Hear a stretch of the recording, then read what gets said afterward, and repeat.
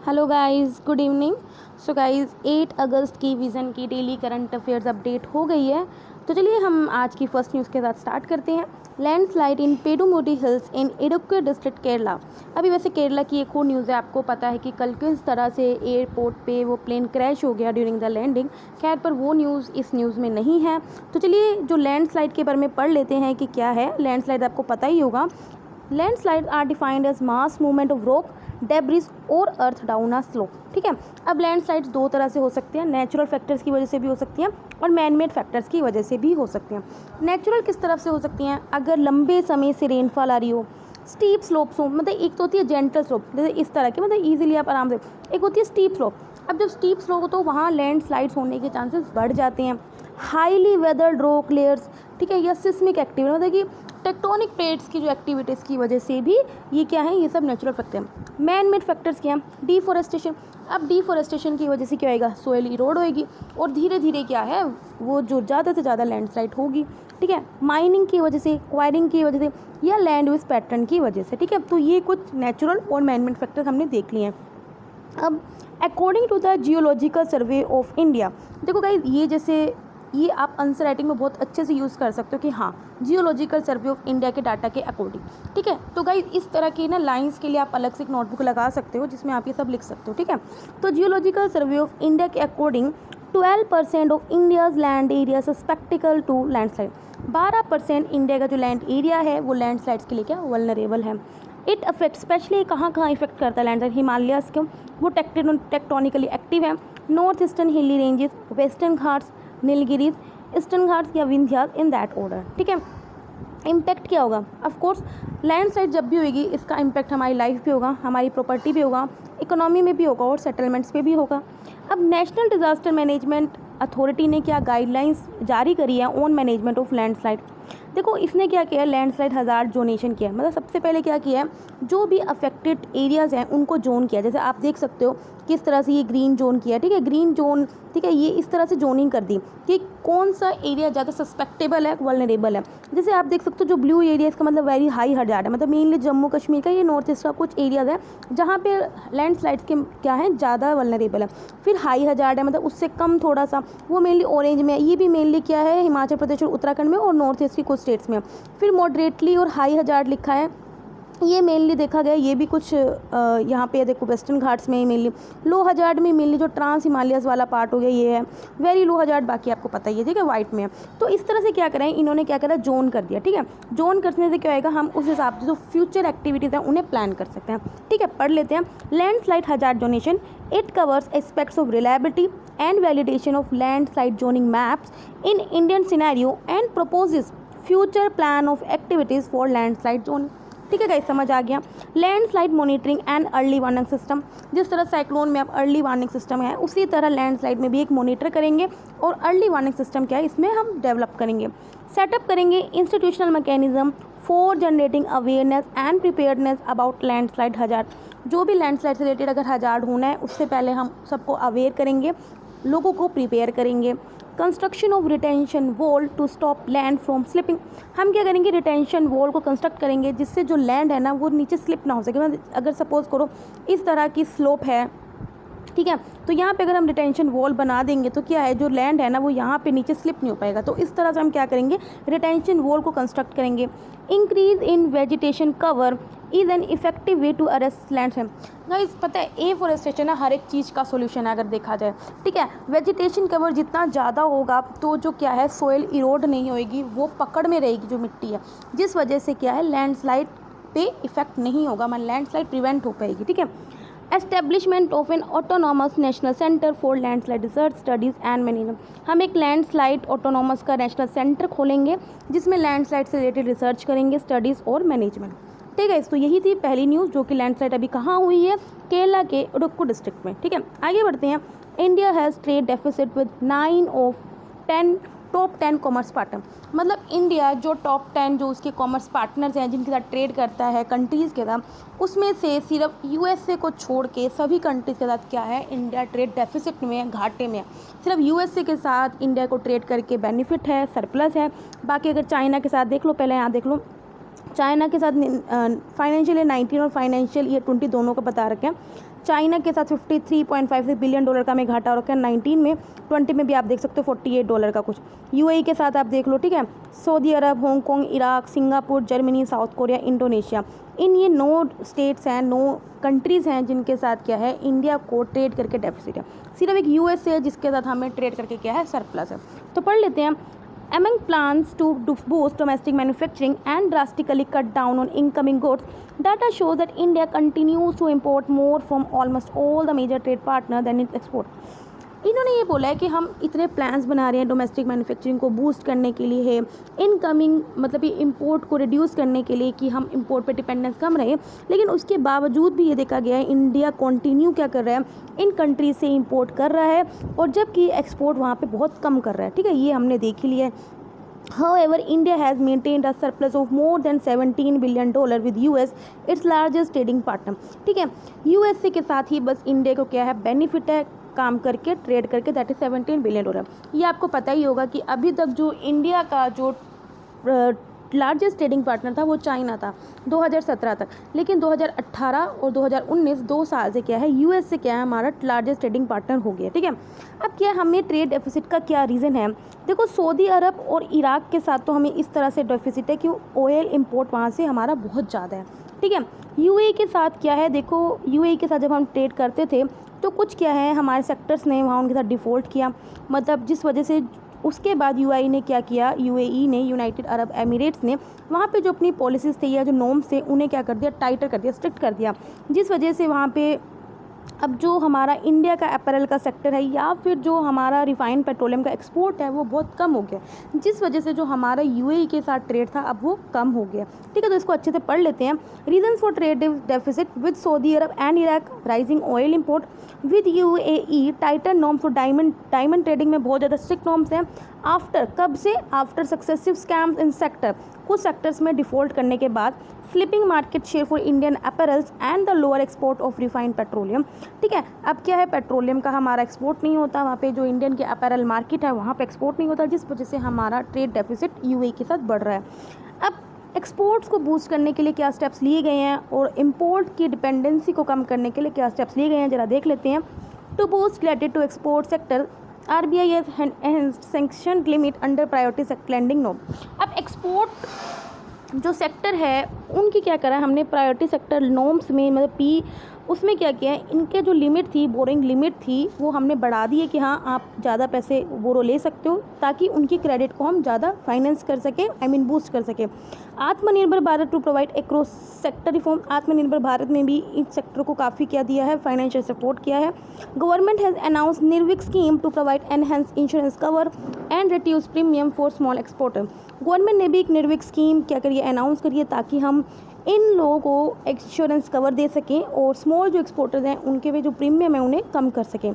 हमने क्या करा, जो गुड्स मेनली चाइना से इंपोर्ट होते थे उसमें तारीफ़ को इंक्रीज़ किया ताकि जो नॉन एसेंशियल इंपोर्ट है उसे हम घटा सकें या फिर बंद ही कर सकें। ठीक है, increase in tariff on goods coming from China to cut down on non essential import. ठीक है, तो ये हमने देख लिया कि किस तरह से जो इंडिया है वो ट्रेड डेफिसिट झेल रहा है अपनी जो हमारी टॉप 10 कंट्रीज हैं उनमें से 9 कंट्रीज़ के साथ। आगे बढ़ते हैं। Lack of uniformity in clearance of proposal hurting shale explorer. देखो, शेल गैस होती है ये एक तरह की नेचुरल गैस की ही तरह ही होती है, बस ये होती है एक अनकन्वेंशनल सोर्स ऑफ एनर्जी होती है। देखो, 2 तरह के सोर्स ऑफ एनर्जी होते हैं, एक कन्वेंशनल होते हैं, एक अनकन्वेंशनल होते हैं। कन्वेंशनल में भी देखो मेनली इसमें क्या होता है, क्रूड ऑयल हो गया, नेचुरल गैस होगी। ठीक है, देखो, और अनकन्वेंशनल में क्या होता है, इसमें हो जाते हैं जैसे कोल बेड मीथेन हो गई, ठीक है, या फिर शेल गैस होगी। ठीक है, ये होती है अनकन्वेंशनल सोर्स ऑफ। देखो, हम जरा यहाँ से पढ़ते हैं शेल गैस, फिर उसके बाद हम ऊपर की न्यूज़ पढ़ेंगे। ठीक है, अब मैं डायरेक्ट आपको पढ़ा दूँ और आपको शेल गैस के बारे में नहीं पता तो आपको क्या अच्छे से समझ नहीं आएगा, तो हम पहले शेल गैस के बारे में पढ़ लेते हैं। शेल गैस क्या है, एक नेचुरल गैस ही है that is trapped within the shale formation, जो शेल के अंदर ट्रैप्ड होते हैं। देखो, आपको पता होना चाहिए शेल क्या एक सेडिमेंट्री रॉक है अपने में। ठीक है, सेडिमेंट्री रॉक का एक एग्जाम्पल है शेल। ठीक है, shale gas refers to natural gas that is trapped within the shale formation that is fine grain sedimentary rocks that can be rich sources of petroleum and natural gas. मतलब कि वो rocks होती हैं जिसके अंदर petroleum और natural gas का काफ़ी रिजर्व होता है, तो जब उसी से हम क्या करते हैं शेल गैस क्या लेते हैं, ठीक है। तो शेल गैस आई होप आपको समझ में आ गया। जबकि जो कोल्ड बेड मीथेन है ये भी नेचुरल गैस की ही फॉर्म होती है, जो किसमें ट्रैप्ड होती है, in carbon structure of coal seam, ठीक है, that is trapped in the carbon structure of coal seam, ठीक है। जैसे ये कोल बेड मीथेन, देखो लैंड का सरफेस है, इसके अंदर ये कोल बेड मीथेन है, ठीक है। तो यहाँ से क्या है आपको कोल बेड मीथेन मिल जाएगी, ये भी नेचुरल गैस है, दोनों ही क्या है एक फॉर्म है नेचुरल गैस की, ठीक है। अभी चलो पढ़ते हैं हम शुरू से। देखो एक शेल गैस एक्सप्लोरेशन प्लान था, ये किसने रखा था, great Eastern Energy Corporation limited ने अपना जो शेल गैस एक्सप्लोरेशन प्लान है वो मिनिस्ट्री ऑफ एनवायरनमेंट के आगे रखा था, लेकिन मिनिस्ट्री ऑफ एनवायरनमेंट ने उसे रिजेक्ट कर दिया, ठीक है। अब पढ़ते हैं इसको अच्छे से। A shale gas exploration plan by the Great Eastern Energy Corporation Limited has been rejected by the environment ministry, citing that production of coal bed methane and shale gas drilling are technologically different activities. Earlier a similar proposal had been accepted by the ministry. अब क्या है environment ministry ने ये कह के reject कर दिया कि जो आप प्रोडक्शन करोगे ना कोल बेड मीथेन और शोयल गैस की ड्रिल करके, उसकी जो आपने टेक्नोलॉजी यूज़ करी कोई डिफरेंट है, ठीक है। लेकिन अब उनका जो कहना है, कंपनी का कहना है कि यार इन्होंने सिमिलर एज अ प्रपोजल था कुछ पहले क्या किया था वो तो एक्सेप्ट कर लिया था, ठीक है। अब 2018 में क्या किया था, गवर्नमेंट ने एक अप्रूव किया था policy framework for exploration and exploitation of unconventional hydrocarbon, मतलब कि गाइडलाइंस रखी थी कि अगर आपको शेल गैस या CBM है, अगर आपने उसको एक्सप्लोर करना है, एक्सप्लोइट करना है, तो उनके बारे में कुछ गाइडलाइंस रखी थी, ठीक है। फिर इस पॉलिसी ने एक शिफ्ट कर लिया, मतलब कुछ शिफ्ट किया था, कुछ चेंज किया था, shift from one hydrocarbon resource type two uniform licensing policy which is presently applicable in hydrocarbon exploration and licensing policy and discovered small field policy, ठीक है। तो यही बताया गया पॉलिसी ने शिफ्ट कर लिया था, ठीक है। तो ये कोई इंपॉर्टेंट नहीं है, बस आप इतना याद रखो शेल गैस के बारे में, और ये याद रखो कि एक्चुअल में न्यूज़ में क्या था कि great Eastern energy corporation limited के सामने प्लान रखा था और एनवायरनमेंट मिनिस्ट्री ने उसे रिजेक्ट कर दिया, ठीक है। तो यही है।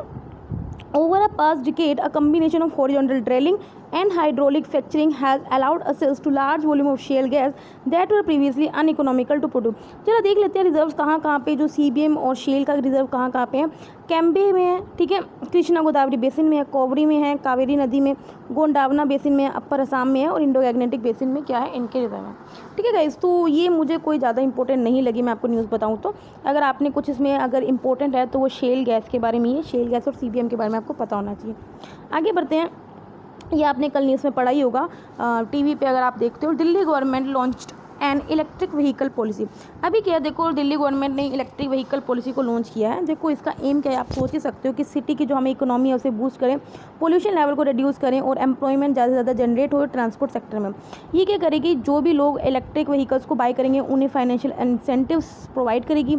ऑल्सो इन्होंने क्या किया है, एक state electric vehicle fund generate किया, सेटअप किया, जो क्या करेगी सारे के सारे एक्सपेंसेस बियर करेगी, जो भी इस पॉलिसी से रिलेटेड है वो उनको सेटअप करेगा along with electric vehicle board. एक इलेक्ट्रिक व्हीकल बोर्ड के साथ ही एक इलेक्ट्रिक व्हीकल स्टेट फंड इन्होंने रखा है, जो सारे के सारे एक्सपेंसेस क्या करेगा, बियर करेगा।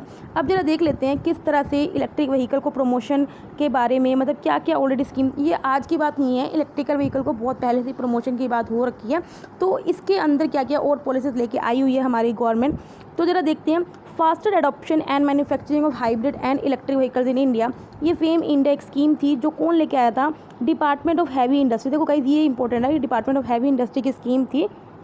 प्रेजेंटली क्या है, फेज सेकंड जो है फेम इंडिया का वो भी इम्प्लीमेंट हो रहा है। GST जो है इलेक्ट्रिक व्हीकल्स पे उसे रिड्यूस कर दिया, जो पहले 12% था उसे 5% कर दिया। अब क्या किया, जो बैटरी ऑपरेटेड ट्रांसपोर्ट व्हीकल्स हैं या फिर जो ट्रांसपोर्ट व्हीकल्स इथेनॉल या मिथेनॉल फ्यूल्स पे चलते हैं, ठीक है, आपको पता है जो इथेनॉल और मिथेनॉल फ्यूल्स हैं वो बायोडिग्रेडेबल हैं, वो एनवायरनमेंट को इम्पैक्ट नहीं करते हैं, ठीक है, उनको पहले परमिट लेने की ज़रूरत नहीं है, ठीक है। बजट 2019-20 में अनाउंस कर दिया था कि जो बंदा इलेक्ट्रिक व्हीकल को परचेज़ करेगा उसे क्या है एडिशनल क्या मिलेगा, इनकम टैक्स रिडक्शन मिलेगा 1.5 लाख रुपए की, ठीक है। तो इसको पढ़ लेते हैं अच्छे से। Budget 2019-20 announce provision of additional income tax reduction of rupees 1.5 lakh on the interest paid on loans taken to purchase electric vehicle, ठीक है। मिनिस्ट्री ऑफ पावर ने भी अलाउ किया कि sale of electricity as service for charging of electric vehicle. Of course अब आपको electric vehicle लेके आना है तो जिस तरह आपको उसकी चार्जिंग इंफ्रास्ट्रक्चर भी चाहिए, तो अब इससे क्या होएगा, हमारा ह्यूज इंसेंटिव चाहिए होगा to attract investment into the charging infrastructure, ठीक है। तो ministry of power has allowed sale of electricity as service for charging of electric vehicles, which would provide a huge incentive to attract investment into charging infrastructure। तो इससे क्या हम काफ़ी investment को attract कर सकेंगे ताकि हम जो अपना चार्जिंग इंफ्रास्ट्रक्चर है उसे डेवलप कर सकें। आगे बढ़ते हैं। न्यू एजुकेशन पॉलिसी हमने 2-3 दिन पहले आई थिंक पढ़ी थी। New education policy reflects ideas of Rabindranath Tagore on education. अभी हमारे प्रधानमंत्री जी ने बोला जो ये न्यू एजुकेशन पॉलिसी है उसमें जो रविंद्रनाथ के जो आइडियाज़ हैं वो कहीं ना कहीं रिफ्लेक्ट होते हैं। चलो पढ़ लेते हैं। आपको पता ही होगा रविंद्रनाथ टैगोर एक ह्यूमैनिस्ट थे। वो चाहते थे कि जो ह्यूमन वैल्यूज़ और जो हमारी कल्चर्स हैं उन्हें अपलिफ्ट किया जाए through proper education and curriculum. ठीक है, अब जरा टैगोर जी के व्यू देख लेते हैं एजुकेशन पे क्या था। उनके थे 3 प्रिंसिपल्स थे एजुकेशनल फिलोसफी को लेके। फ्रीडम, देखो फ्रीडम होनी चाहिए बंदे को। क्रिएटिव सेल्फ एक्सप्रेशन, बंदा क्रिएटिव होना चाहिए, सेल्फ एक्सप्रेस खुद को एक्सप्रेस कर सके। And active communication between the nature and man. ठीक है, और नेचर और मैन में अच्छे से एक्टिव कम्युनिकेशन हो सके। ठीक है, एक्टिव कम्युनिकेशन का मतलब है कि आप नेचर को समझो। ठीक है, कि ये नहीं कि आप नेचर के प्रति सेंसिटिव हो। ठीक है, आपको ये फील होना चाहिए कि हाँ हमें नेचर को बचाना है, हमें गंदगी नहीं करनी। ठीक है, स्वच्छ भारत अभियान को पूरा अच्छे से फॉलो करना है।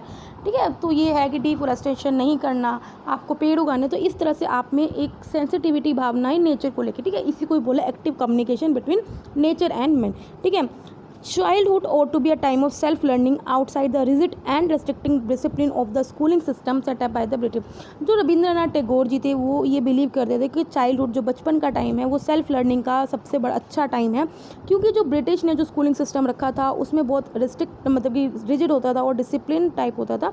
तो वो सोचते थे कि चाइल्डहुड क्या है, एक सेल्फ लर्निंग का वक्त है, उसमें बच्चे को जितना समझा सको उसे समझाओ। तो यही बात है। उन्होंने वजह से टीचर्स को इमेजिनेटिव होना चाहिए, टीचर्स को बच्चों को समझना चाहिए। They should understand the child and help the child develop her curiosity, और चाइल्ड के अंदर जो क्यूरोसिटी की भावना है उसे डेवलप कर सके। ठीक है, teachers had to be imaginative, understand the child and help the children develop her curiosity.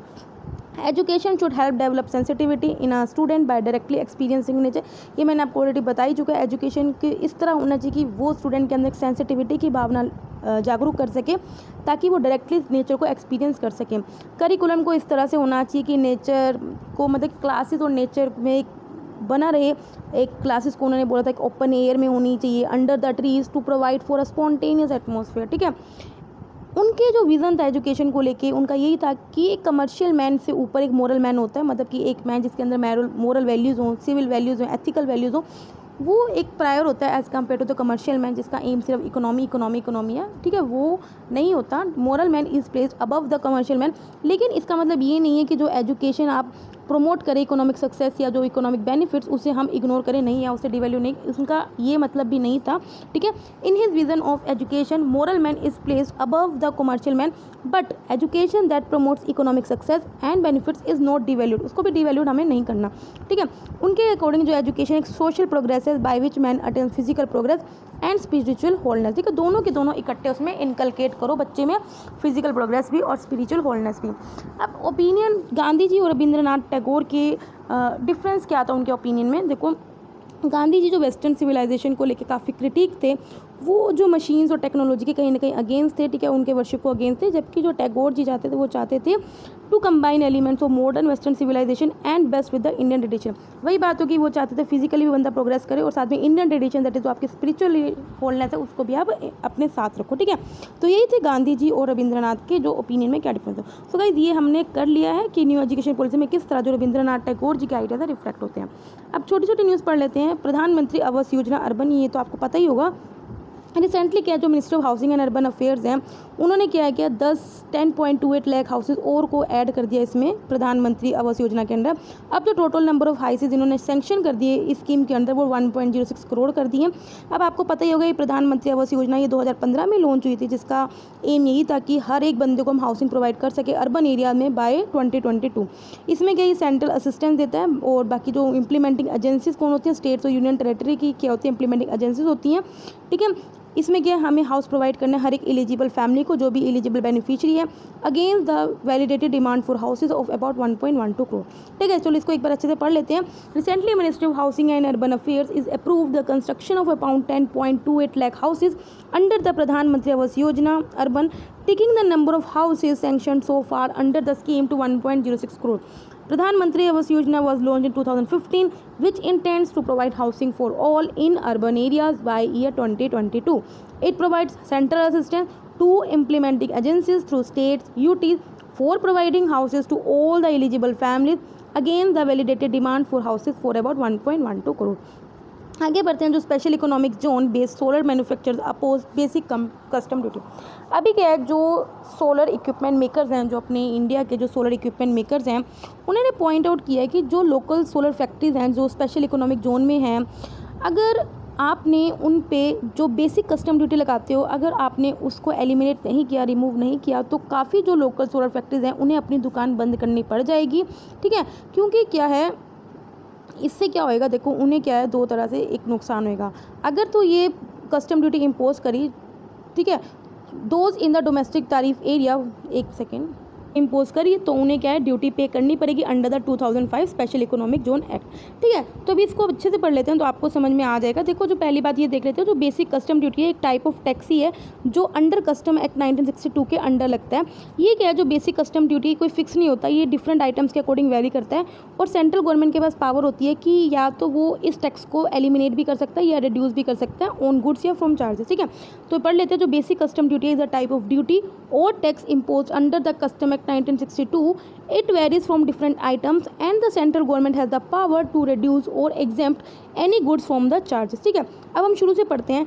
Solar equipment makers have pointed out that local solar factories and special economic zone will have to shut down if the government levies a basic custom duty on the import of solar cells and modules without providing a level playing field to this manufacturing unit। वही है, अगर आपने जो ये basic custom duty अगर आपने नहीं कम करी, एग्जाम्प्ट नहीं करी, तो जो लोकल सोलर फैक्ट्रीज हैं उन्हें कहीं ना कहीं अपनी जो दुकानें बंद करनी पड़ जाएंगी, क्योंकि if the basic custom duty is impose those in the domestic तारीफ area who buy cells and modules from special economic zone units will have to pay the duty under the 2005 special economic zone act।